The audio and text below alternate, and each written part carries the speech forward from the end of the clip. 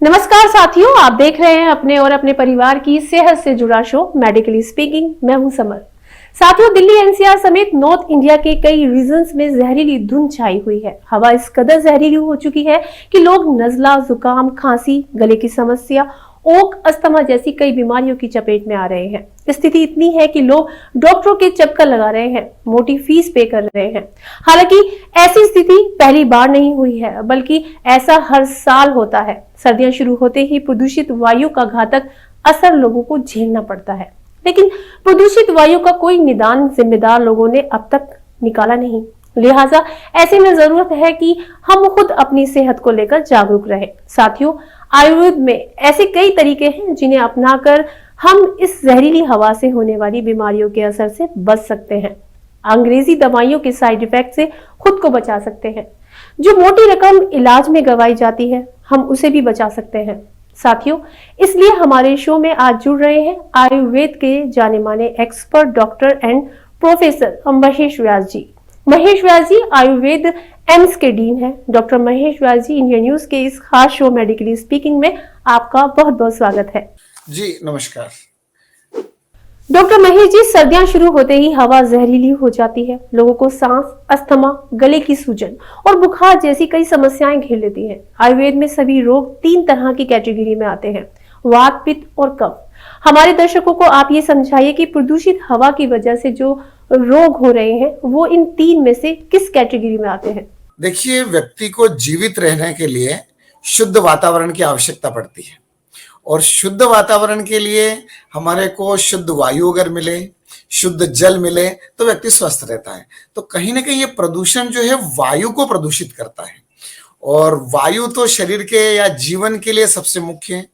तो इसमें खास तौर से क्या होता है कि प्रदूषण एक प्रकार का विष है और ये विष को आयुर्वेद में जनपदोध्वंस के रूप में कहा है। मैंने कई बार अगर ये प्रदूषण ज्यादा हो जाता है तो कई अधिकतम लोगों के ऊपर इसका असर पड़ता है। मतलब यूं नहीं कि पॉपुलेशन में से कुछ लोगों पे असर हो जाए, संपर्क में हर व्यक्ति आता है वायु प्रदूषण है तो अधिकतम लोगों के स्वास्थ्य के ऊपर इसका प्रभाव पड़ता है। और इसका सबसे पहले प्रभाव पड़ता है क्योंकि हम सांस लेते हैं, तो सांस सबसे पहले संपर्क जो होता है फेफड़ों के साथ होता है, लंग्स के साथ होता है। तो इसलिए वायु प्रदूषण का जो असर है वो शरीर में लंग्स के ऊपर होता है और उसी प्रकार से इंसान के जो फेफड़े हैं उनमें सबसे पहले जो उनकी नली है उसको नुकसान होता है, तो उन्हें फेफड़े की बीमारी व्यक्ति को होने लगती है। इसके साथ में अगर देखें हम, चाहे निमोनिया हो, अस्थमा हो, खांसी हो, सांस लेने में तकलीफ हो, तो ये समस्याएं व्यक्ति को होने लग जाती हैं। और इन समस्याओं के लिए खास तौर से जो वायु है इसका जो संबंध सांस के साथ में रक्त के साथ हो जाता है, जिसको अपन ब्लड कहते हैं, और ब्लड के साथ में इस मिश्रित वायु का सम्मिलन होने के कारण रक्त के विकार भी प्रारंभ हो जाते हैं। तो ये केवल वायु प्रदूषण वायु के ही विकार नहीं करता है, फिर शरीर के बाकी अवयवों को भी उसके अंदर इन्वॉल्व कर लेता है और अधिक धातुओं को, रक्त को इन्वॉल्व कर लेता है। तो ब्लड की बीमारियां व्यक्ति को होने लग जाती हैं। और इसलिए अगर हमको इसमें ध्यान रखना चाहिए तो वायु प्रदूषण में ज्यादा रहने के कारण जो व्यक्ति ज्यादा देर तक रहते हैं उनके हृदय पर, फेफड़ों पर मांसपेशियों की समस्या निर्माण होने लग जाती है। और इस बाहरी जो उनका संपर्क बाहर में ज्यादा रहेगा, प्रदूषित वायु के साथ रहेगा, ऐसे लोगों को आंखों में और उनकी त्वचा पर, क्योंकि डायरेक्ट संपर्क होता, हम आंखें खुली रहती है तो आंखों में जलन होना, आंखों के ऊपर विपरीत प्रभाव होना। दूसरा, स्किन जो रहती है, डायरेक्ट स्किन जो है इसका एक्सपोजर होता है तो त्वचा के विकार, ये दोनों विकार होना प्रारंभ हो जाते हैं। और रक्त की दुष्टि होने के कारण रक्त के विकार होने लग जाते हैं। तो देखने में लगता है कि केवल वायु प्रदूषण, पर वो शरीर के अवयवों को और शरीर की त्वचा को, आंखों को, यानी पूरे शरीर को कहीं ना कहीं वो प्रभावित करने लग जाती है।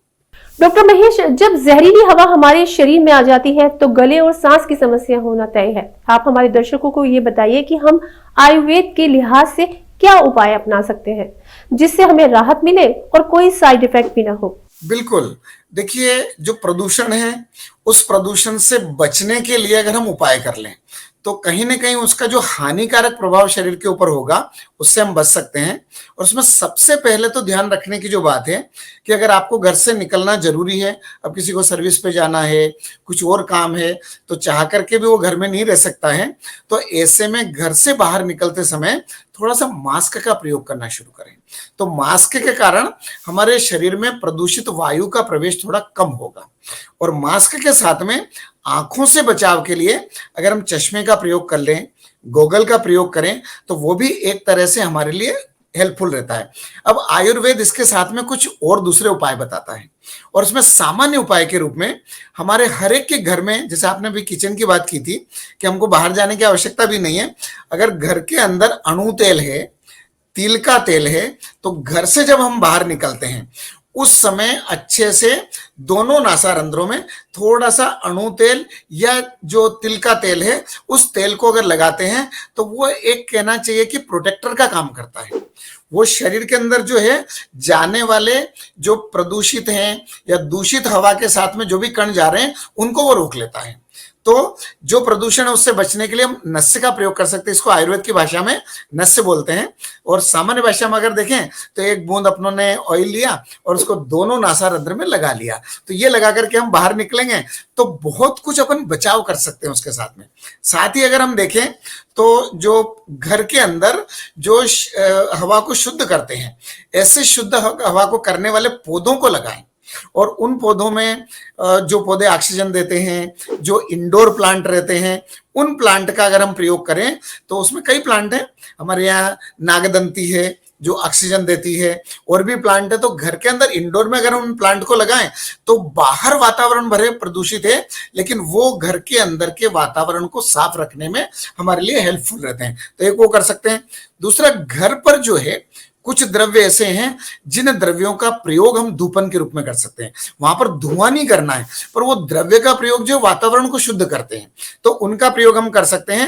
और उसमें जैसे कपूर है, नीम है, इन द्रव्यों के द्वारा वायु शुद्ध होती है, तो उनका प्रयोग घर में थोड़ी मात्रा में धूपन के रूप में कर सकते हैं जो वायु को शुद्ध करते हैं। साथ ही हम तुलसी का अर्क, तुलसी जो होती है उसका अर्क ले लिया, उसको सेवन करें तो जो हमारे शरीर में किसी भी प्रकार के ये जो प्रदूषण का प्रभाव हुआ उसको दूर करने का काम करता है। सबसे पहले गला इफेक्ट होगा, और उस गले के लिए तुलसी बहुत अच्छी है। उसके साथ में अगर थोड़ा सा भाप लें, स्टीम ले, बाहर से आए उसके बाद में थोड़ी सी भाप ले ली हमने, उसी के साथ में आयुर्वेद में जो बता रखा है, काली मिर्च है, लवंग है, पुदीना है, इलायची है, इनका थोड़ा सा काढ़ा बाहर से आने के बाद अगर लें तो गले को ठीक करने में ये काम करेगा। और वो जो ऑयल का प्रयोग आपने किया है तो नाक के थ्रू अगर कुछ भी अंदर जा रहा है तो उसको रोकने का काम वो करता है। और ये चीजें बिल्कुल घर पे अवेलेबल है जिनका हम प्रयोग कर सकते हैं। साथ ही सौंठ का पानी पीना, थोड़ा सा सौंठ का पानी उबाला, उसको छान करके थोड़ी मात्रा में लेना, उसको ज्यादा मात्रा में नहीं लेना है ताकि गर्मी ज्यादा नहीं हो, तो उसका प्रयोग किया जा सकता है। अदरक की चाय लेना, उसका प्रयोग किया जा सकता है। और एक बात लास्ट में, तांबे के पात्र में रखा हुआ पानी, उसका प्रयोग करने से वो रक्त की भी शुद्धि करेगा, आपका गले में भी प्रदूषण जो हो रहा है उसके कारण जो बेड इफेक्ट होने वाला उससे बचाएगा। डॉक्टर महेश, आपने किचन से जुड़े कई घरेलू नुस्खों के बारे में हमारे दर्शकों को बताया। ये जो उपाय आपने बताए हैं उसमें कौन सी चीज किस मात्रा में लें ताकि लोगों को ज्यादा फायदा मिल सके, ये भी समझाइए। जैसे अगर व्यक्ति बाहर निकलता, आंखों में जलन हो रही है, तो उसमें त्रिफला से अपन आंखों को, त्रिफला जो रहता है उसमें, क्योंकि वो इंटरनल यूज नहीं कर रहे हैं अपन, तो बाहर में 1 गिलास पानी लिया, उस पानी में आधा चम्मच त्रिफला डाल दिया, थोड़ी देर रहने दिया, और उसके बाद में उस पानी से अगर हम आंखों को धोते हैं तो वो जो हमारे संपर्क बाहर जाने के कारण हुआ था उस बेड इफेक्ट से हम अपनी आंखों को बचा सकते हैं। उसी प्रकार से अगर हम अंजन, कई प्रकार के आते हैं आयुर्वेद में, बहुत सारे अंजन है, उन अंजनों का प्रयोग कर सकते हैं नेत्र की रक्षा के लिए। साथ ही इस प्रकार का जो विष हमारे शरीर में आ जाता है तो आयुर्वेद में इसके लिए जो विषग्न द्रव्य बता रखे हैं, जैसे हरिद्रा है, हल्दी विष को दूर करती है, तो इस प्रकार का जो प्रभाव होता है हल्दी का दूध का प्रयोग कर सकते हैं। और बिल्कुल थोड़ी सी मात्रा में, अगर 1 गिलास दूध लिया है तो उसमें 1/4 टीस्पून, मतलब बिल्कुल कम मात्रा में 2 मिचटी के रूप में उतनी हल्दी का प्रयोग हम अगर करेंगे और उसको भी दूध को उबाल करके छान करके उसका प्रयोग करते हैं तो जो प्रदूषण के कारण गले में किसी भी प्रकार का वो हुआ है उसको हम दूर कर सकते हैं। उसी प्रकार से मंजिष्ठा है, इलायची है, चंदन है, शीरीष है, ये सब द्रव्य विष को दूर करने वाले, पर इनका प्रयोग कैसे करना है थोड़ा सा चिकित्सक की सलाह लेके करें, क्योंकि ये औषधि के रूप में। पर सामान्य चीजें जैसे नस से लेना है, वो घर पे ऑयल है, आप डेली लगाइए। जब तक, मैं तो कह रहा हूं 3 महीने जो है, ये जब तक प्रदूषण रहेगा तब तक प्रतिदिन आप घर से बाहर निकलें तब भी, या घर के अंदर रहें तो भी, नियम बना लीजिए कि स्नान करने के बाद में 2 बूंद ऑयल जो है वो दोनों नासा में मैं लगाऊंगा, तो उससे अपन बच सकते हैं। उसी प्रकार से हम अगर कुछ द्रव्यों को उबाल करके अगर उनको लेते हैं तो उसमें भी ले सकते हैं काढ़ा बना करके, और इसमें इम्यूनिटी को भी बढ़ाएंगे, अदरक सौंठ आदि। तो इनको भी थोड़ा सा घर में, जैसे अदरक रहता है, अदरक के 2-3 पीस उसमें डाल दिए, पानी में उबाला और उस पानी को पीने के रूप में ले लिया, तो इस प्रकार से भी कर सकते हैं। थोड़ा खाने में भी ध्यान रखें कि हमारी डाइट अगर बढ़िया रही, हमारी इम्यूनिटी अच्छी रही, तो हम स्वस्थ रहेंगे। डॉक्टर महेश जी, पॉल्यूशन के असर को कम करने के लिए शरीर की इम्यूनिटी मजबूत होनी चाहिए। आप हमारे दर्शकों को बताइए कि शरीर की इम्यूनिटी बूस्ट करने के लिए लोगों को क्या करना चाहिए। सबसे ज्यादा एडवाइस जो किया था, बोले एक तो बराबर नींद लें, नींद रही तो इम्यूनिटी अच्छी रहेगी। खाने में आयुर्वेद ने जो बता रखा है, जिसको बोला नित्य सेवनीय या आइडियल डाइट फॉर ऑल, तो उसमें आयुर्वेद ने बता रखा, एक तो जो हमारी चावल को अच्छा बता रखा है, उसके साथ में मूंग की दाल, दाल के रूप में मूंग की दाल का प्रयोग करें। खाने में एक आंवले का प्रयोग करें, या तो आंवले का अचार है, आंवले का मुरब्बा है, आंवले का जूस है, किसी भी रूप में आंवले का प्रयोग करें। उसी प्रकार से शहद है, घृत है और घी है, मतलब जिनको कोलेस्ट्रॉल आदि बढ़ा हुआ नहीं है, जिनको डायबिटीज आदि नहीं है, ये स्वस्थ व्यक्ति के लिए। तो ऐसे व्यक्ति अपनी डाइट में अगर इनका प्रयोग करें, सेंधे नमक का प्रयोग करें, तो ये चीजें, जौ का प्रयोग करें, जौ के आटे की रोटी वगैरह का प्रयोग करें, तो ये चीजें नित्य सेवनीय है। तो ये हमारी इम्यूनिटी को बढ़ाती है। थोड़ा बहुत हल्का व्यायाम रोज करते रहें, थोड़ा प्राणायाम करते रहें, तो ये चीजें हमारी इम्यूनिटी को बढ़ाती है। तो थोड़ा बहुत प्रदूषण होगा, उसका तो प्रभाव ही नहीं होगा, लेकिन अधिक प्रदूषण है तो उसके लिए अपनों ने कहा कि नस्य आदि का प्रयोग करना। कवल, जैसे हम क्या करते हैं, जैसे त्रिफला लिया, उस त्रिफला को खास तौर से उबाल करके और उसका कुल्ला किया, और बाहर की चीजें थोड़ा खाने से बचें, क्योंकि स्ट्रीट फूड जो रखा रहता है ना, वो बाहर रखा हुआ है, अच्छे से ढका हुआ नहीं है, तो उसका प्रयोग नहीं करें, घर का खाना खाएं। साथ ही जो है मिलेट्स, अभी पूरा मिलेट्स का ईयर है, यूएन ने भी डिक्लेयर किया 2023 को मिलेट्स ईयर, तो हमारे मिलेट्स में बहुत न्यूट्रिशन है, बहुत अच्छे वो स्वास्थ्य के लिए, उनका प्रयोग कर सकते हैं। फलों का रस, अनार है, सेब है, इनका प्रयोग कर सकते हैं। सेब, अंगूर है, द्राक्षा सूखी हुई जो आती है, वो शरीर के लिए बढ़िया है, इम्यूनिटी को बढ़ाती है। तो इनका विषाक्त जो प्रभाव है, जो हानिकारक प्रभाव शरीर के ऊपर है, उससे हम बच सकते हैं। तो इस प्रकार का प्रयोग हमको करना चाहिए। डॉक्टर महेश, नॉर्थ इंडिया में जो जहरीली हवा की चादर है, उसकी वजह से लोगों का घर से बाहर निकलना एक खतरा बन गया है, लेकिन ऐसा भी नहीं हो सकता कि लोग घर से बाहर न निकले। अगर आप हमें कोई ऐसा काढ़ा बता दें जिसे लोग सुबह घर से निकलने से पहले पी सके, ताकि जहरीली हवा का असर कम से कम उन पर हो। All India institute of Ayurveda ने एक स्वास्थ्य रक्षा किट बनाया है, और वो स्वास्थ्य रक्षा के लिए उसमें काढ़ा बनाया है, जिसको हम हर्बल टी भी बोलते हैं। मतलब उसमें चाय की पत्ती नहीं है, वो टी के रूप में बना के पी सकते हैं। और उसमें खास तौर से हमने जो प्रयोग किया है, उसमें द्रव्य जो अपने घर पे भी मिलते हैं, उसमें लवंग है, काली मिर्च है, दालचीनी है, अश्वगंधा है। ऐसे द्रव्यों को, अगर वो सब चीजें घर पे नहीं मिलती है तो आप तुलसी ले लीजिए, तुलसी का प्रयोग कर सकते हैं। तो उसका जो काढ़ा बना करके आप पीते हैं, बाहर जाएं तब भी ले सकते हैं, आए तब भी ले सकते हैं, पर क्वांटिटी चाय में जितना डालते हैं बस उतना, उससे अधिक मात्रा में उसको नहीं लेना है। तो हमेशा क्वांटिटी का ध्यान रखें। और अगर किसी को थोड़ा बहुत समझने में दिक्कत हो, तो जहां भी आयुर्वेदिक चिकित्सालय हो, जो भी कोई आयुर्वेद का चिकित्सक हो, उससे परामर्श लेकर के कि कितनी मात्रा में इनका प्रयोग करना है, वैसा प्रयोग करें। अदरक का प्रयोग कर सकते हैं, तुलसी का प्रयोग कर सकते हैं, काली मिर्च का प्रयोग कर सकते हैं। तो इन चीजों का प्रयोग कर सकते हैं इसमें।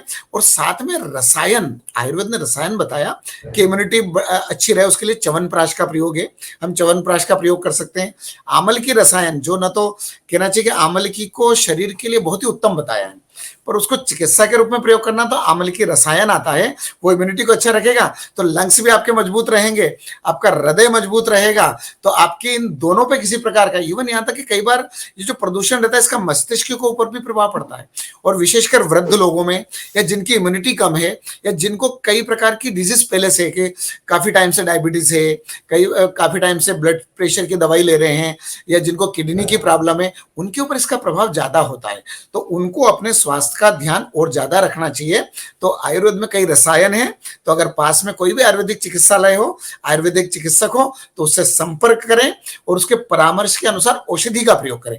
औषधि का प्रयोग अपने मन से नहीं करें, लेकिन घर पे रहने वाली चीजें जैसे कुल्ला करना गर्म पानी में, या फिर अपनों ने कहा कि थोड़ा सा आंखों को धो लेना, या नाक में जो ऑयल की बूंद है वो डालना, ये सब चीजें आप स्वयं कर सकते हैं। इसमें किसी प्रकार की कोई दिक्कत की बात नहीं है। डॉक्टर महेश, जो लोग अस्थमा के मरीज हैं, उनके लिए प्रदूषण जहर है। सबसे ज्यादा खतरा भी अस्थमेटिक लोगों को है। आयुर्वेद के लिहाज से अस्थमेटिक पेशेंट को क्या उपचार लेने चाहिए और क्या सावधानियां बरतनी चाहिए, ये आप हमारे दर्शकों को समझाइए। जी देखिए, अस्थमा जो है कहीं ना कहीं लंग्स इससे जुड़ा रहता है, और ये जो प्रदूषण है इससे सबसे ज्यादा प्रभावित लंग्स होता है। तो अस्थमा वाले पेशेंट में इसका असर ज्यादा देखने में मिलता है, और कई लोगों को काफी टाइम से ऐसा लग रहा था कि हम बिल्कुल ठीक हैं, पर जैसे ये पॉल्यूशन होगा उनको अस्थमा के अटैक बढ़ जाते हैं। तो इसके कारण इससे बचने के लिए एक तो सबसे बढ़िया कि बाहर कम निकलें और मास्क का प्रयोग करें। और अस्थमा वाले भी अगर नस्य का प्रयोग करते हैं, अणु तेल है या अपना तिल का तेल है, इसका प्रयोग नस्य के रूप में करें। और साथ में बराबर वो थोड़ा बहुत गर्म पानी का प्रयोग करें। मैंने दिन में 2-3 बार अगर वो गर्म पानी पीते हैं तो इसमें क्या होता है कि कफ का समावेश रहता है अस्थमा की बीमारी में। तो एक गर्म पानी कफ को भी जमा नहीं होने देता है और किसी प्रकार की उनको सांस लेने में दिक्कत नहीं होती है। तो इसलिए गर्म पानी का घर पे रहते हैं, जब भी पिए गर्म पानी पिए। और उसमें साथ में अगर चाहें तो अदरक का प्रयोग, तुलसी का प्रयोग और उसके शहद का प्रयोग कर सकते हैं। और उसी प्रकार से अगर हम देखें तो च्यवनप्राश बहुत अच्छा काम करता है अस्थमा वालों के लिए, जो घर में भी प्राय रखा रहता है। आयुर्वेद में सीतोपलादी चूर्ण है, शहद का प्रयोग कर सकते हैं, उसी प्रकार से भाप ले सकते हैं वो। तो ये इस प्रकार से घर में भी अगर वो करें, मैंने अस्थमा के पेशेंट को कई को देखा है कि जिनको ज्यादा तकलीफ हो रही, थोड़ी सी भाप दी और थोड़ा सा उन्होंने गर्म पानी पिया, तो उसमें काफी कुछ उनको रिलैक्स हो जाता है। और बाकी उनकी जो रेगुलर मेडिसिन चल रही है उस मेडिसिन का प्रयोग करें, अपने चिकित्सक से संपर्क करें और वो जो भी एडवाइस करें उन मेडिसिन को भी बराबर लेते रहें। डॉक्टर महेश, अलग अलग उम्र के लोगों की इम्यूनिटी भी अलग अलग होती है। प्रदूषित हवा जो आजकल फैली हुई है वो बच्चों के लिए बहुत घातक है। छोटे बच्चों के लिए आप आयुर्वेद के लिहाज से क्या उपचार बताएंगे जिससे कि बच्चों को डॉक्टर के पास ले जाने की जरूरत ही ना पड़े? देखिए, बिल्कुल आपने सही कहा, बच्चों की थोड़ी इम्यूनिटी कम रहती है। जो युवा व्यक्ति हैं उनकी तो इम्यूनिटी अच्छी रहती है, तो वो तो इस प्रकार के प्रदूषण को फिर भी सहन कर जाते हैं। और बहुत अच्छी बात है कि अभी प्रायः जो पहली क्लास से लगा करके और 9 क्लास तक के बच्चों की तो अभी ऑनलाइन क्लासेस शुरू हो गई, तो उनको बाहर निकलने की ज्यादा आवश्यकता नहीं है। फिर भी बच्चों के स्वास्थ्य को ध्यान में रखने के लिए उनको भी हमको जो है कहीं ना कहीं इन चीजों का ध्यान रखना है कि मास्क का वो प्रयोग करें। उसी प्रकार से उपचार में थोड़ा सा उनकी क्वांटिटी का मेन वो रहता है। च्यवनप्राश छोटे बच्चों को भी दे सकते हैं, हल्दी का दूध छोटे बच्चों को दिया जा सकता है, जो हमारा अणु तेल का नस है वो छोटे बच्चों में प्रयोग किया जा सकता है कि वो बिल्कुल एकदम उनके लिए भी अच्छा लाभकारी है। गर्म पानी का प्रयोग उनके लिए किया जा सकता है। गरारे करें थोड़ा सा छोटे बच्चों को ताकि गले में किसी प्रकार का वो नहीं हो। शहद का प्रयोग कर सकते हैं, सीतोपलादी चूर्ण आता है उसका प्रयोग कर सकते हैं, पर सीतोपलादी चूर्ण का प्रयोग चिकित्सक के सलाह के आधार पर है। लेकिन शहद को ले सकते हैं। थोड़ा बहुत अदरक, बिल्कुल कम मात्रा में अदरक का रस, अगर गले में उनको किसी प्रकार की तकलीफ महसूस हो रही है तो अदरक का रस ले सकते हैं, अन्यथा शहद का प्रयोग कर सकते हैं वो भी उनकी हेल्थ के लिए, क्योंकि कफ को कम करता है, ब्रोंकोडायलेटर है। तो इस प्रकार से बच्चों का विशेष ध्यान रखना चाहिए। उनकी इम्यूनिटी कम रहती है और उनको ऐसे बाहर थोड़ा सा कम जाने देना चाहिए। मास्क आदि का प्रयोग करें तो उनका भी स्वास्थ्य बिल्कुल ठीक रहेगा। डॉक्टर महेश, वैसे तो ये जहरीली हवा हर किसी के लिए नुकसानदायक है, लेकिन प्रेग्नेंट महिलाओं को इस जहरीली हवा से ज्यादा खतरा है। आप ऐसी महिलाओं के लिए कुछ आयुर्वेदिक इलाज बताएंगे ताकि वो उनके गर्भ में पल रहे बच्चे पर उसका असर न पड़े? देखिए, मेरा सबसे पहले तो ये कहना है कि ऐसी कंडीशन में घर से बाहर कम निकलना चाहिए। आप डायरेक्ट बाहर के संपर्क में जितना आएंगे उतना ज्यादा पॉल्यूशन उनको प्रॉब्लम करेगा। तो इसलिए थोड़ा सा बाहर कम निकले, विशेषकर गर्भवती महिलाएं जो है वो ध्यान रखें, क्योंकि उनमें दोनों का जीवन उनके साथ जुड़ा हुआ है। जो गर्भस्थ शिशु है उसका पोषण भी उनके ऊपर जुड़ा हुआ है। और वो अगर घर के अंदर है तो घर के अंदर भी वो खास तौर से जो मैंने उपाय बताया था कि जिसके द्वारा ऑक्सीजन, ऐसे प्लांट हैं जो इंडोर प्लांट हैं जिसके कारण घर पे जो है वो ऑक्सीजन का लेवल अच्छा बना रहे। या कई बार क्या रहता है कि हमारे पास में अगर ऑप्शन है कि जैसे हम सिटी में दिल्ली में हैं, लेकिन उनके परिवार के अगर कोई लोग पास में कहीं गांव में रहते हैं जहाँ का वातावरण अच्छा है, जहाँ वातावरण का प्रदूषण कम है, तो कुछ दिनों के लिए वहां पर रहें। तो वो स्थान परिवर्तन, हमारे जनपदोध्वंस में बता रखा है कि जनपदोध्वंस में बचना है तो आप स्थान का परिवर्तन कर लीजिए। और कोरोना में हम कहते थे कि जहां पे इन्फेक्शन ज्यादा है उस स्थान के बजाय आप दूसरी जगह अगर रहेंगे तो थोड़ा सा आपको इन्फेक्शन के चांस कम रहेंगे। सजेशन मेरा यही है, एक तो घर पे रहें, थोड़ा सा वो गुनगुना पानी पीते रहें, और उसके साथ में भी अगर चाहें तो वो अणु तेल का नस्य उनके लिए बिल्कुल ठीक है, इसका प्रयोग वो कर सकते हैं। तो कहने का अभिप्राय, गर्म पानी से उनको गले वाली दिक्कत नहीं होगी, नस से सांस के द्वारा जो उनके अंदर जो पार्टिकल्स जाना है वो उससे रुक जाएंगे। और मेडिसिन उनको कोई भी, क्योंकि क्या है कि प्रेगनेंसी कौन से मंथ की चल रही है, दूसरा तीसरा चौथा कौन सा मंथ है, तो उस मान से चिकित्सक के परामर्श से मेडिसिन का प्रयोग करना है, क्योंकि उनको ये जो गर्म वाली मेडिसिन है उनका प्रयोग नहीं करना है। तो इसलिए चिकित्सक के मिलने के बाद में ही औषधि का प्रयोग करें। पर सामान्य गुनगुना पानी और साथ में शहद का प्रयोग कर सकते हैं, अणु तेल का नस्य ले सकते हैं, और मास्क का प्रयोग कर सकते हैं। घर पे वो रह सकते हैं और शुद्ध वातावरण में रहे, अच्छी डाइट लें, प्रॉपर जो है विटामिन वगैरह जिसमें सब है, फैट है, मिनरल्स है, कार्बोहाइड्रेट है, जो जो चीजें उनके पोषण के लिए आवश्यक है, उन सब चीजों का अगर वो ध्यान रखेंगे वो भी बिल्कुल स्वस्थ रहेंगे और उनका शिशु भी स्वस्थ रहेगा। महेश जी, योग और प्राणायाम हमारी सेहत को दुरुस्त रखने के लिए बेहद जरूरी है, लेकिन वायु प्रदूषण की वजह से लोग सुबह घर से बाहर ही नहीं निकल पा रहे हैं। आप हमें बताइए कि घर के अंदर रहकर लोग किस तरह योग और प्राणायाम का फायदा ले सकते हैं और उन्हें कौन कौन से प्राणायाम करने चाहिए। जी देखिए, ऐसा है कि योग रखे निरोग, व्यक्ति को निरोग रहना तो योग रोज करना चाहिए। और प्रायः हम देखते हैं कि घर के बजाय बाहर जो खुला जगह रहती है, पार्क रहते हैं, उनमें लोग प्राणायाम और वो करते रहते हैं। लेकिन अभी विशेष रूप से ध्यान रखना है कि हमको पार्क में जाकर के योग या प्राणायाम नहीं करना है। आप घर के अंदर अगर करेंगे तो वो ज्यादा ठीक है। और प्राणायाम क्या करता है कि हमारे लंग्स को, हमारे शरीर के जो अवयव है, इनको मजबूत बनाता है, इनको प्रॉपर ऑक्सीजन का सप्लाई करता है। इसलिए प्राणायाम भी इस कंडीशन में, योग और प्राणायाम बहुत ही लाभकारी है। और विशेष रूप से अगर प्राणायाम करें, उसमें शीतली प्राणायाम है, भ्रामरी प्राणायाम है, कपालभाति है, अनुलोम विलोम है, सूर्य नमस्कार है, तो ये चीजें ऐसी है कि इनको घर पे रह के करें तो ये लंग्स को भी मजबूत करेंगे और इस प्रकार का बाहर निकलने पे जो कुप्रभाव हो रहा है उससे भी व्यक्ति को बचाएंगे। तो मेरा सबको यही कहना है कि बाहर जाकर के पार्क में अभी कुछ दिनों के लिए योग और प्राणायाम नहीं करें, अभी थोड़े दिन के लिए योग और प्राणायाम घर पे करें, लेकिन योग और प्राणायाम नियमित करते रहें, तो उससे निश्चित रूप से वो स्वस्थ रहेंगे। डॉक्टर महेश, रोजाना कुछ न कुछ ऐसी रिपोर्ट भी सामने आ रही है कि जहरीली हवा का हार्ट पेशेंट और ब्लड प्रेशर के मरीजों पर भी घातक असर दिख रहा है। आयुर्वेद के लिहाज से ऐसे लोगों को क्या प्रिकॉशन लेने चाहिए? देखिए, मैंने जो कहा था कि हृदय के ऊपर, लंग्स के ऊपर, शरीर के इन सभी अवयवों को जो प्रभावित करते हैं, और इनसे बचने के लिए खास तौर से मेन तो एक, जिनको अगर हृदय रोग की पहले से तकलीफ है, जिनका ब्लड प्रेशर पहले से हाई है, किसी को ब्लॉकेज की प्रॉब्लम है, तो उन अवस्थाओं में और थोड़ी सी तकलीफ बढ़ जाती है।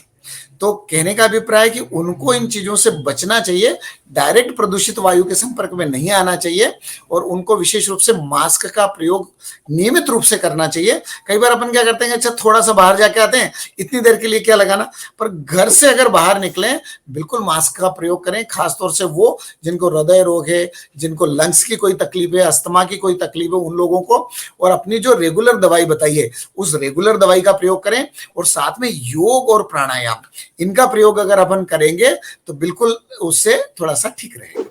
महेश जी, रोजी रोजगार के लिए लोग घर से बाहर निकलते हैं, घर में हमेशा रहा भी नहीं जा सकता। ऐसे में क्या कोई ऐसी ड्रिंक आप हमें सजेस्ट कर सकते हैं जिसे लोग रोजाना घर से तैयार करके ले जाएं, उसे पिएं, ताकि जहरीली हवा का असर उन पर कम से कम हो?